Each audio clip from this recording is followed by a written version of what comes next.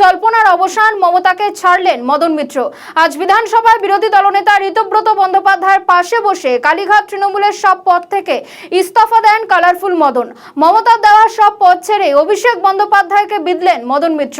তিনি জানান, অভিষেকের জন্যই দলের এই পরিণতি হয়েছে, তার জন্যই ধ্বংস হয়েছে তৃণমূল কংগ্রেস, দলে রীতিমতন ভরাডুবি হয়েছে।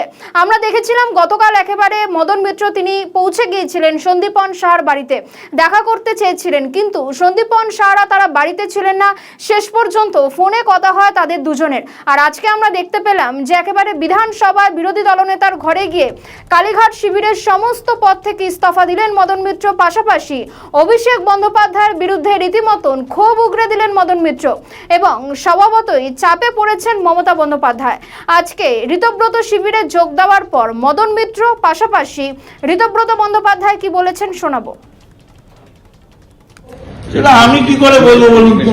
মমতা বন্দ্যোপাধ্যায় রয়েছেন, আর আমি সব থেকে বড় ধন্যবাদ দেব ঋতব্রত বন্দ্যোপাধ্যায়কে এবং বিরোধী দলকে। এরা প্রত্যেকবারই যে যখনই কথা বলেন এরা বলেন মমতা বন্দ্যোপাধ্যায় আমাদের মাথার উপরে রয়েছেন, তার নামেই সব, তার নামেই সব।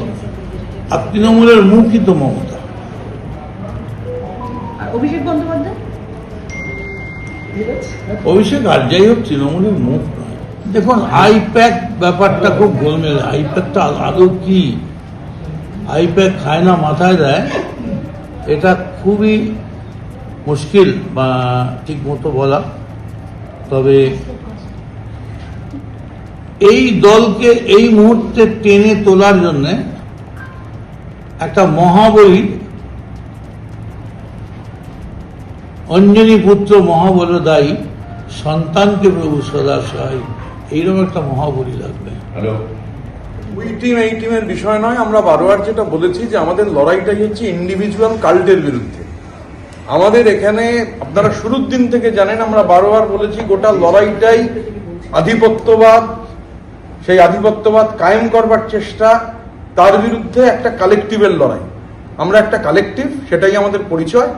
এবং মদন মিত্রের মতো বর্ষিয়ান রাজনীতিবিদ, দীর্ঘদিনের এমএলএ,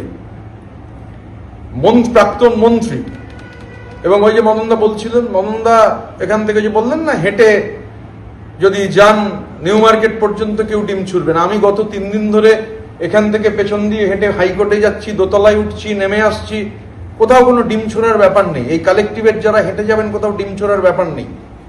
স্বাভাবিকভাবে এটা একটা কালেকটিভ। মদন মিত্রর মতো বর্ষিয়ান রাজনীতিবিদ তিনি আমাদের এই কালেকটিভে যুক্ত হওয়ায় আমাদের কালেকটিভ আরো শক্তি